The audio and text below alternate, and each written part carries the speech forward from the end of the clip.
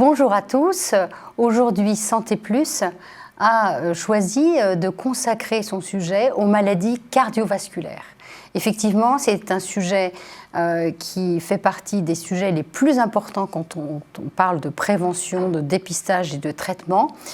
On dit que 35% des Camerounais souffrent de maladies cardiovasculaires et environ 4 millions de Camerounais souffrent d'hypertension artérielle, dont seulement 400 suivent un traitement et font l'objet d'un contrôle. Évidemment, toutes celles et ceux qui travaillent sur le terrain encouragent les populations à profiter de toutes les occasions possibles, on va en parler, pour se faire dépister dans l'étendue du territoire national. Et 80% des personnes qui souffrent d'hypertension ou de diabète ne connaissent pas leur statut. Et c'est vraiment important de comprendre. C'est ce que nous allons essayer de faire aujourd'hui avec deux personnalités. La première, c'est le professeur Claire Mounier-Veillé. Bonjour. Bienvenue, bonjour. Vous êtes cardiologue, médecin vasculaire, chef de service au CHU de Lille, professeur à l'Université de Lille. Et bonjour, Monsieur Drillon. Thierry Drillon est dirigeant et administrateur d'entreprise. Il est président de la de la Chambre franco-britannique, pardon, et il est aussi cofondateur d'Agir pour le cœur des femmes. Alors, nous allons discuter de manière informelle, nous allons ouvrir plusieurs sujets et évidemment parler de votre initiative qui est absolument excellente. Mais peut-être allons-nous commencer par expliquer ce que c'est qu'une maladie cardiovasculaire. Alors, les chiffres sont édifiants d'abord. Je vous ai écouté, j'ai appris des choses. Et effectivement, les maladies cardiovasculaires, ça comporte les maladies du muscle cardiaque, des valves, donc les petites portes entre les cavités, du gros tuyau, l'aorte, des artères du cœur qui les nourrissent, les coronaires. Puis après, c'est les artères des jambes, l'artérite, et puis l'accident vasculaire cérébral.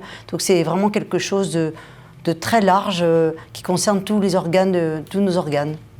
Alors, vous avez lancé une initiative dédiée aux femmes.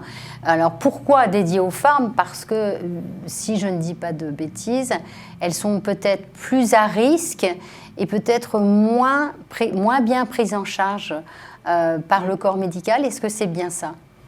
Tu veux répondre? Oui, les maladies cardiovasculaires sont responsables et sont la première cause de mortalité des femmes dans le monde, avec 25 000 femmes par jour qui décèdent des pathologies cardiovasculaires. Et donc, c'est un sujet qui est juste un sujet absolument crucial. C'est la raison pour laquelle nous avons souhaité nous mobiliser, Claire avec son expertise scientifique, médicale, de renommée internationale, et puis en essayant d'apporter humblement une expérience de dirigeant de chez l'entreprise avec cette expertise d'un point de vue économique et sociétal. Parce que c'est une urgence. Et la bonne nouvelle, c'est que nous pouvons, dans 8 cas sur 10, éviter à ces femmes de rentrer dans la maladie. Est-ce que c'est une tranche d'âge bien particulière? On sait on en parlera tout à l'heure avec le professeur Meunier, de la prise en charge chez la jeune femme pendant sa grossesse, mais y a-t-il une tranche d'âge où il est quand même conseillé de beaucoup plus se surveiller lorsqu'on est une femme? Il y a 3 périodes clés de la vie hormonale d'une femme. C'est la première contraception, et c'est important parce qu'on n'a pas parlé tout à l'heure des maladies veineuses thromboemboliques, mais la phlébite, l'embolie pulmonaire sont des contre-indications aux pilules qui contiennent des oestrogènes de synthèse. Donc c'est vrai que la première contraception, on doit poser des questions à la jeune fille. Puis après, il y a le renouvellement avec l'âge. Après, il y a la grossesse dont on parlera tout à l'heure, et puis l'entrée dans la ménopause, où là, privée d'oestrogènes, eh bien, les femmes grossissent, ont un syndrome métabolique qui va accélérer le développement de la maladie athéromateuse.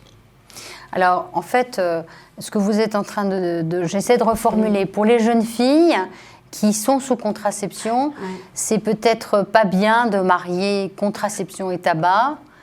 C'est ça que vous nous dites aussi en creux? Oui, contraception, tabac, effectivement, parce que la contraception avec oestrogène active la formation de caillots sanguins, le tabac aussi, donc les deux ensemble, ça fait un cocktail épouvantable. Et il y a également la migraine. Les jeunes filles migraineuses avec des petits signes avant, ce qu'on appelle la migraine avec aura, par exemple la migraine ophtalmique, eh bien c'est un facteur de risque d'accident vasculaire cérébral de la jeune fille.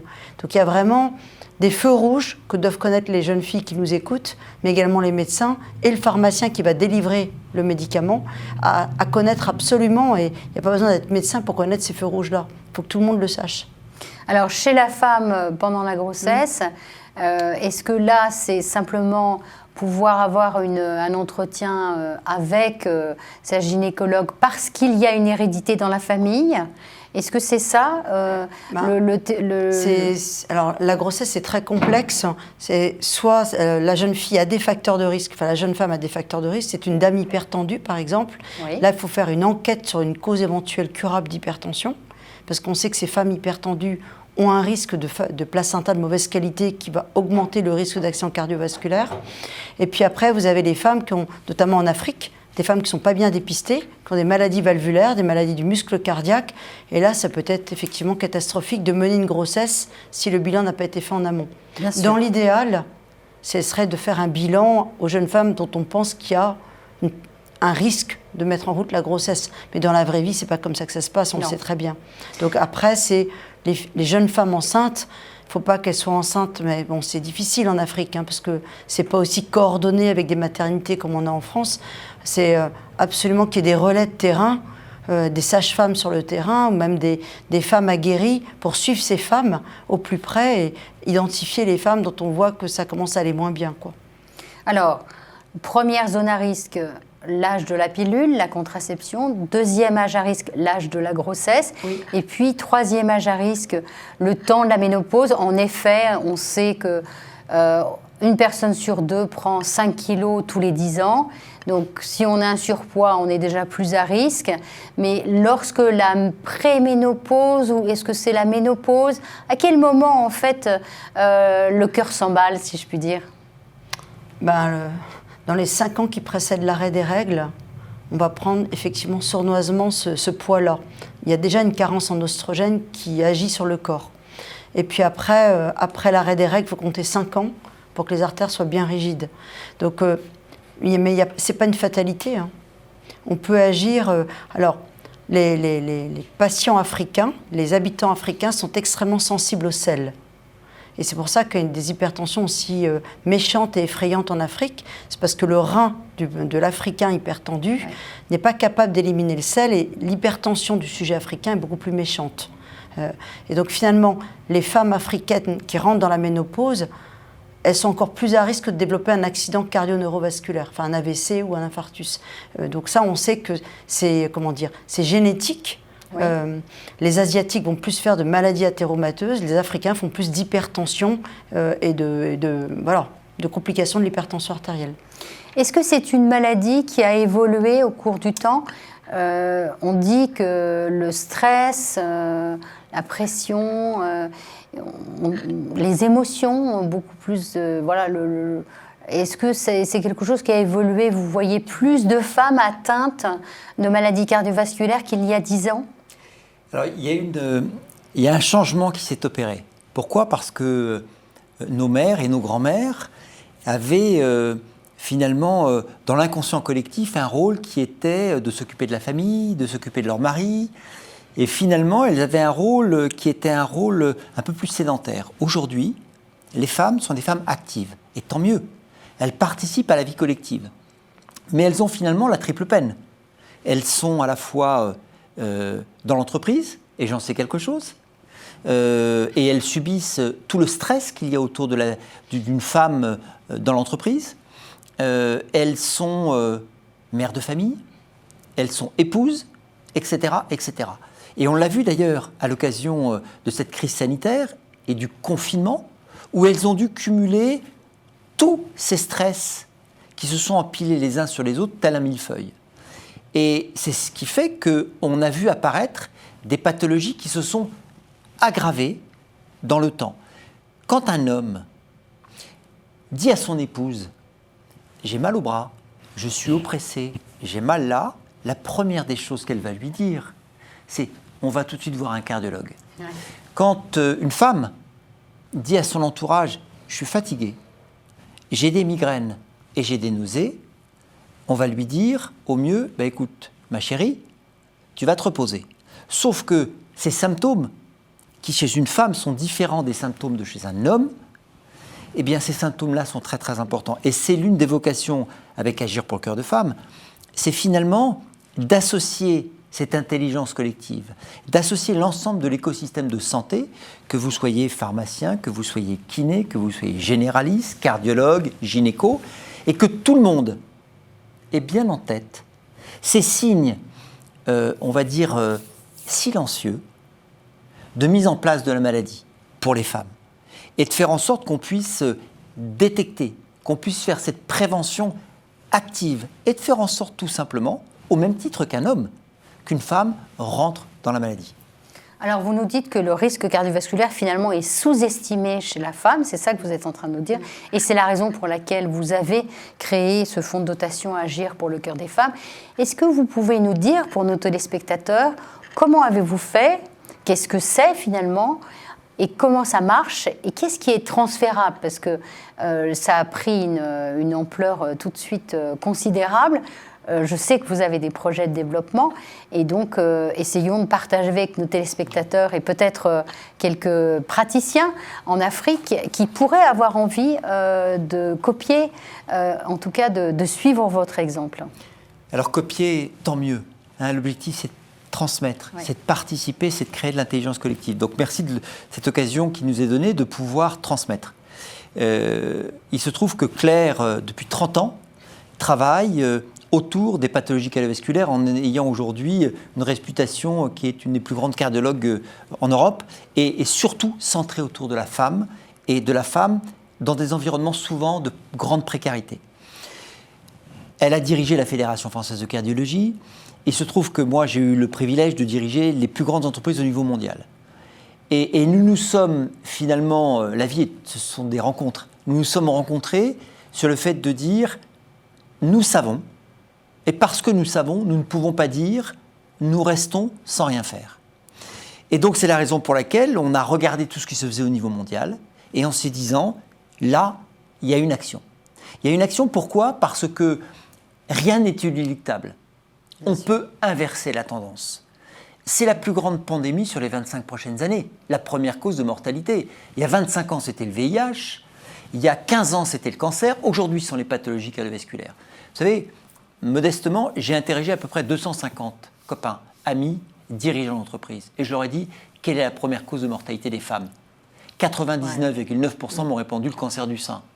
Alors la bonne nouvelle, c'est que le cancer du sein tue 7 fois moins de femmes que les pathologies cardiovasculaires. Donc il y a une totale désinformation entre la réalité et ce que les gens savent. Donc nous avons décidé de créer Agir pour le cœur des femmes, avec finalement une ambition d'être à la fois nationale et internationale, puisque l'international s'appelle la Women's Cardiovascular Healthcare Foundation, autour de 2 chiffres.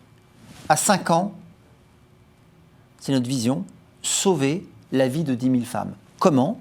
Au travers de 3 actions, 3 piliers, ce qu'on appelait les 3 A du cœur. Le premier, c'est alerter. Tout simplement faire ce que vous faites, et on vous en remercie, c'est faire en sorte que chacun devienne un colibri de la prévention, parce que chacun se dit, tiens, j'ai entendu ça, et je vais faire attention. Donc, que tout à chacun, on puisse faire en sorte d'être informé et d'être mobilisé. Donc, c'est cette notion d'alerte. Le deuxième sujet, c'est le deuxième A, c'est anticiper. Anticiper, c'est la prévention positive, bienveillante, en associant l'ensemble de l'écosystème de santé dont nous parlions tout à l'heure, et tout à chacun a un rôle à jouer. Et puis le dernier élément, c'est agir. Et vous allez en parler, je pense. Agir, c'est créer notamment des centres Agir pour le cœur des femmes, pour les femmes qui rentrent en phase de préménopause, tout simplement pour les accompagner et mettre en place cette consultation qui doit devenir, j'allais dire, non facultative, au même titre qu'aujourd'hui, un homme qui arrive à 50 ans, il doit aller faire une colopathie. Bien sûr. Eh bien, pour une femme, il y a cette nécessité de mettre en place cette consultation gynéco-cardio. Alors, on va reparler de cette partie agir, mais j'aimerais revenir sur peut-être les questions que se posent nos téléspectatrices et nos téléspectateurs. Quels sont les signes avant-coureurs ? Qu'est-ce qui fait que dans mon quotidien, je peux moi-même me dire, mais peut-être que là, j'ai peut-être un petit peu dépassé la limite. Quels sont les signes Parce que c'est difficile de faire la différence entre prévenir un accident vasculaire cérébral, avoir un problème de rythme, avoir un problème de thrombose. Dites-nous un petit peu quels sont les signes avant-coureurs qu'on peut soi-même surveiller. Alors déjà, on connaît bien son corps.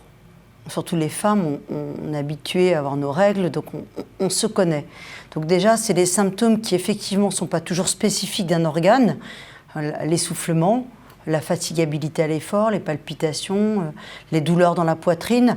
Alors, la douleur justement qu'on apprend dans nos facultés en étau, qui irradie dans le bras, la mâchoire, ça traduit une artère qui se bouge brutalement et qui est plus typique chez un homme que chez une femme. Mais les femmes font aussi ce type de douleur. Les femmes, ce sera plutôt une douleur au niveau du creux de l'estomac, entre les omoplates, associée à des palpitations, associée à une fatigabilité. Ce qui doit alerter, c'est la récurrence, c'est-à-dire que ça revient régulièrement. Chaque épisode dure à chaque fois un tout petit peu plus longtemps. Et surtout chez une femme qui a des facteurs de risque. Ce n'est pas n'importe quelle femme qui va faire ces symptômes-là. C'est soit parce que ça peut être aussi une femme enceinte. Effectivement, là, on alerte sur une douleur thoracique d'intensité brutale, d'apparition brutale, avec angoisse, avec de l'essoufflement. On doit évoquer l'embolie pulmonaire, la dissection aortique, par exemple, ou l'atteinte du muscle cardiaque. Pour les autres femmes, une femme qui est fumeuse, ou plutôt, je dirais, hypertendue, diabétique en Afrique, en surpoids, ces symptômes-là, on doit se dire c'est peut-être le cœur, j'ai peut-être une coronaire qui est en train de se boucher. Et on a 2 heures pour revasculariser une coronaire. Donc on appelle tout de suite les urgences quand c'est possible. Et je sais qu'en Afrique, c'est pas si évident que ça. Après, il y a la perte de connaissance ou la sensation vertigineuse pour les troubles de conduction du tissu électrique. Là aussi, on appelle. C'est pas normal de perdre brutalement connaissance sans facteur étiologique particulier, sans cause particulière. Après, pour les gens qui ont de l'artérite, ça va être une douleur à la marche au niveau du mollet. Oui. Et j'ai en tête une femme, même plusieurs femmes qui avaient été traitées pendant des mois pour une soi-disant sciatique. Elle fumait, elle prenait la contraception avec oestrogène, c'était une authentique artérite, diagnostiquée trop tard, elle se retrouvait amputée. C'est trop bête, parce qu'il faut se dire, une crampe au mollet chez une fumeuse, ça sera peut-être une sciatique jusqu'à force du contraire.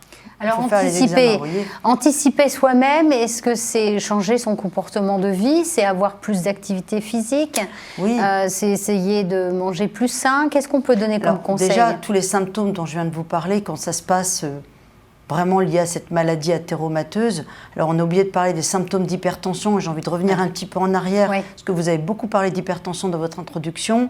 Ça va être des céphalées, un peu pulsatiles, en casque, souvent le matin au réveil.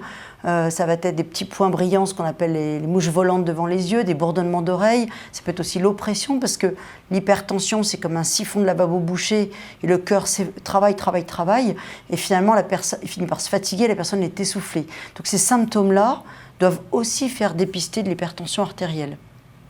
Donc comment, alors vous me parliez de l'hygiène de vie, oui, dans l'idéal, il faut avoir une hygiène de vie parfaite. On sait bien que dans la vraie vie, c'est pas évident. Maintenant, bouger tous les jours, c'est l'éco-médicament.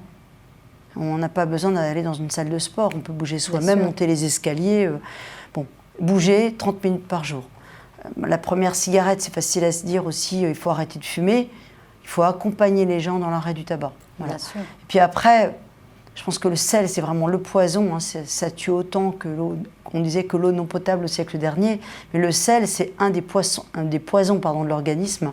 Et les gens on mange beaucoup trop salé. Et puis après, l'hygiène de vie, ça fait la moitié du chemin. C'est vrai que Thierry le disait, les maladies cardiovasculaires sont évitables dans 8 cas sur 10. Ça, c'est vrai, par une hygiène de vie préventive. Maintenant, quand on a fait l'accident, il n'y a pas de petite prévention. La prévention est efficace même après l'accident. Et même quand on a 90 ans, ne pas faire l'accident vasculaire cérébral parce qu'on traite son hypertension, chez une personne âgée, ça lui évite le handicap, ça lui évite la dépendance et mourir, tout simplement. Donc, voilà. Alors, alerter, anticiper, agir, c'est bien les 3 fondamentaux de Agir pour le cœur des femmes. Mais comment ça marche en pratique? Est-ce que vous avez des centres de prévention? Que faites-vous pour que, justement, on puisse corriger ces idées reçues et changer la donne? Alors, Vous savez, il faut savoir avancer de manière rapide, avec des petits pas rapides, ce que nous essayons de faire, et en même temps, savoir se fixer des objectifs qui soient atteignables. Agir pour le cœur des femmes a été créé il y a 10 mois. Et en l'espace de 10 mois, si vous prenez la France, c'est plus de 42 millions de Françaises et de Français qui ont été informés, que ce soit au travers de ce que vous faites, la télévision, que ce soit les réseaux sociaux, que ce soit la presse, etc. Donc le premier sujet, c'est d'alerter, cette prise de conscience collective.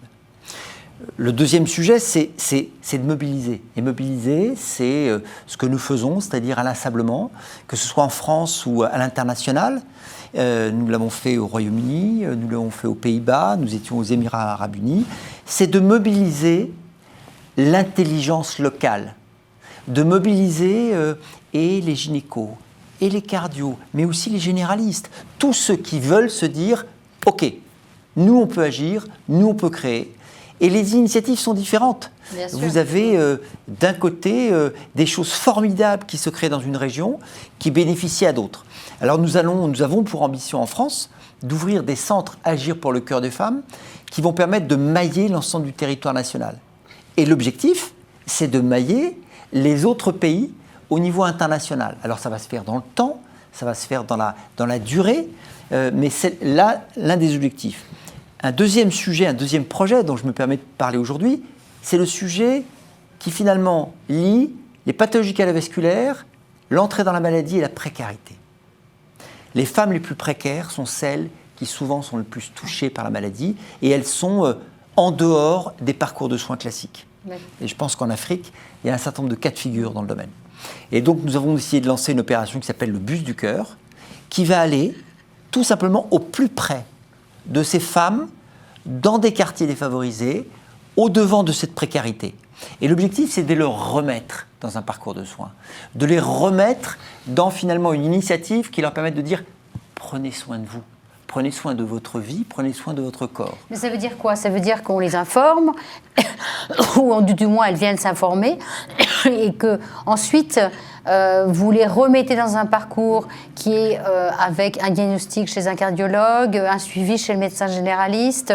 C'est les inviter à se prendre en charge pour cette pathologie ou c'est simplement d'avoir une prise en charge holistique en fait de leur santé. Alors ça va être une démarche qui va être je vais laisser Claire en parler, mais qui va être un dépistage en 7 étapes, qui va couvrir tous les sujets de la cardio, mais qui va couvrir aussi les sujets au niveau gynéco.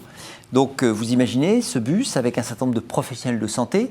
L'idée n'est pas de faire du soin, l'idée c'est de faire du dépistage. D'accord. À l'issue de cette session de dépistage et de ces 7 étapes, eh bien, la personne, cette femme, repartira. Il y a 2 cas de figure. Soit il y a un certain nombre de soins qui s'avèrent être nécessaires et à ce moment-là, un lien sera fait avec les hôpitaux, cliniques, localement, pour les remettre immédiatement dans un système de soins. Ou alors, elles auront un dossier complet qui leur permettra d'aller voir leur généraliste ou leur médecin traitant et dire, écoutez, voilà les informations, les éléments que j'ai, ça couvrira un ECG, etc. Je vais laisser Claire en parler. Mais finalement, elles se remettront et elles deviendront maîtresses de leur propre santé.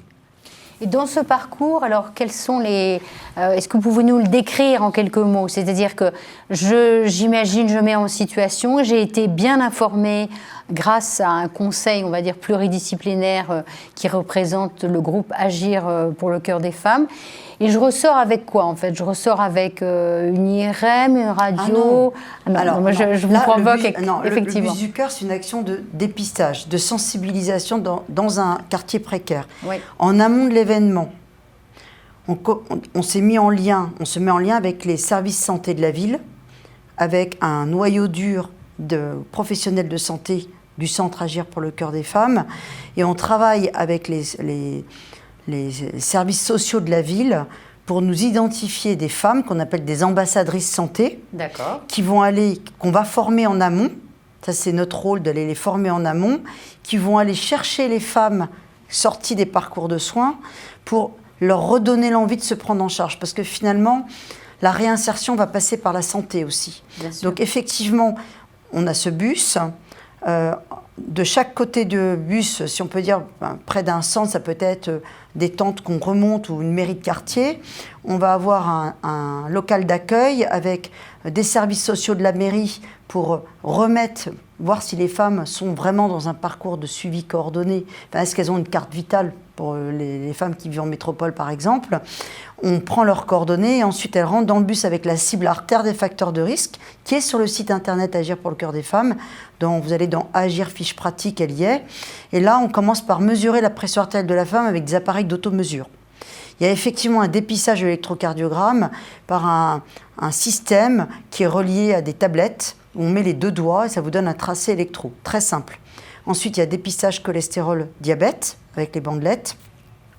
On va travailler également, on est en train de travailler un partenariat avec une société qui s'appelle WeSing pour des objets connectés, pour faire un bus connecté, ce qui serait la grande nouveauté, et qui nous permettrait avec une simple pesée d'avoir des paramètres de rigidité de l'artère. Donc on va avoir un check-up complet pour faire cette cible artère. On interroge aussi les femmes. Elle termine par une gynéco qui va non pas faire un examen gynéco, mais on va simplement vérifier le suivi gynéco et sensibiliser la femme à ses antécédents obstétricaux. C'est ce qu'on disait tout à l'heure. Voilà, donc on fait un lien.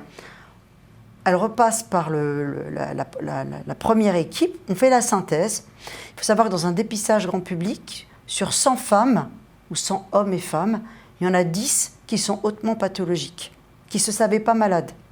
Bien sûr. Et donc, on va, avec l'accord des dames, puisque ce sera un dépistage ciblé pour les femmes, on prendra leurs coordonnées et l'équipe d'Agir pour le cœur des femmes rappellera le médecin traitant pour être certain que le lien soit bien fait. On ne peut pas le forcer la dame. Si la dame ne veut pas, on ne le fait pas. Mais comme les services sociaux des mairies sont là, elles vont aussi prendre les coordonnées des dames. Et les services sociaux, on sort du schéma médical, mais c'est bien médico-sociétal. Il y a une double surveillance, si je peux m'exprimer ainsi, sociale et médicale. Et puis ensuite, ces femmes, elles auront une initiation au geste qui sauve. Parce qu'il ne faut pas oublier que quand une femme fait un arrêt cardiaque, elle a au moins 3 chances de moins, enfin 3 pertes de chances supplémentaires, je vais m'exprimer comme ça, de se faire masser parce qu'elle a des seins. Et qu'on n'ose pas masser une femme, culturellement parlant. Donc on apprend aux femmes à faire le massage cardiaque. Ça en se mettant avec les SAMU locaux. Et puis on aura également un atelier sophrologie, respiration, cohérence cardiaque, parce qu'on parlait de l'hygiène de vie. La cohérence cardiaque, on peut la faire sans moyens. Bien sûr. Et on peut apprendre à respirer calmement. Et ça, c'est à la portée de tout le monde. On n'a pas besoin d'être riche ou pauvre.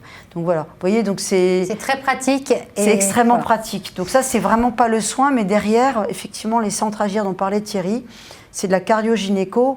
Et j'ai envie de vous dire, c'est de la cardio-gynéco-obstétrique. C'est pas que la ménopause, c'est autre face. C'est l'approche pluridisciplinaire. Eh bien, nous arrivons à la fin de cette émission. Alors, je voudrais redire quel est le point clé, c'est sauver la vie de 10 000 femmes à 5 ans. Bien sûr, nous vous mettrons l'adresse d'Agir pour le cœur des femmes. Je vous présente ici le leaflet que vous pouvez retrouver sur le site internet. Et je vous invite, je vous remercie, mais je vous invite à revenir dans une année pour nous raconter les nouvelles aventures et les nouvelles initiatives qui auront pu être mises en place. Chers téléspectateurs, merci d'avoir suivi cette émission et à la semaine prochaine.